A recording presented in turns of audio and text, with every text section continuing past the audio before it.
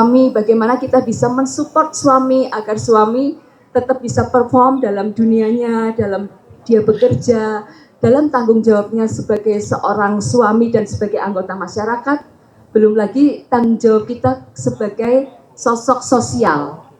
Karena kalau ibu-ibu coba Bu, kalau nggak ikut dawasawisma kan ya nggak enak ya Bu ya sama tetangga ya Bu ya. Meskipun di rumah kerjaannya banyak seperti itu dan kegiatan-kegiatan yang lain itu Mbak lah. Bagaimana kita bisa membalance itu semua? Ini yang tentu setiap tahapan harus ada, kita juga adaptasi.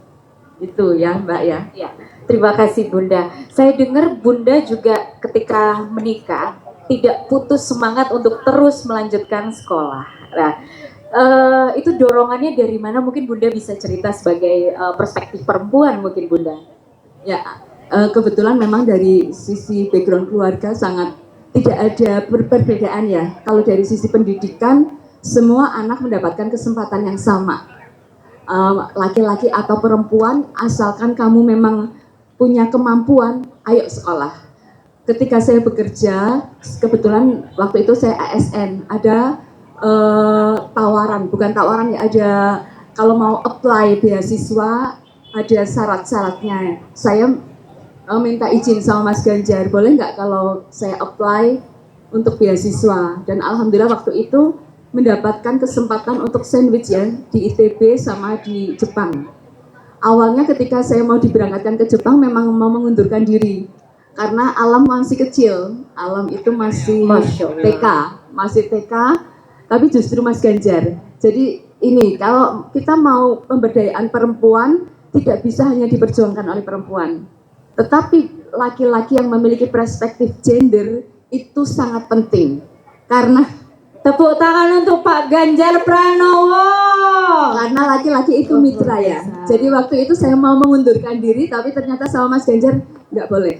Ini adalah kesempatan. Kesempatan tidak datang dua kali. Jangan sampai nanti kita menyesal. Saya terutama menyesal karena ada kesempatan kok kita buang.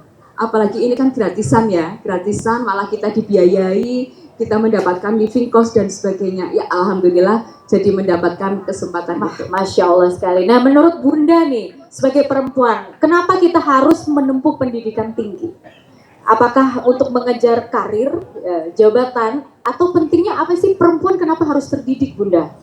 Yang pertama tentu karena kita itu sebagai perempuan kan jadi madrasah pertama buat anak-anak kita.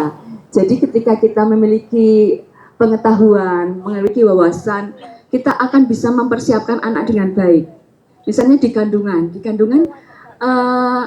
apa ya konsumsi yang paling cocok dari sisi gizinya. Kemudian ketika di kandungan apa yang bisa kita berikan untuk mendidik anak? Karena mendidik anak itu mulai dari di kandungan.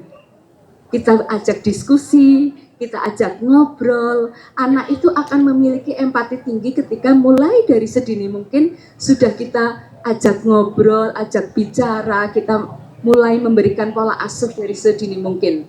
Itu Mbak. Jadi menurut saya ketika kita, karena menjadi orang tua itu kan pembelajaran seumur hidup ya, pembelajaran learning by doing. Ketika anak berusia 2 tahun, itu pasti kita berbeda cara mendidiknya dibanding dengan anak yang sudah teenage, remaja atau SMA, ya itu. Jadi kalau kita ingin belajar terus, ingin tahu, nanti pasti akan ada manfaatnya.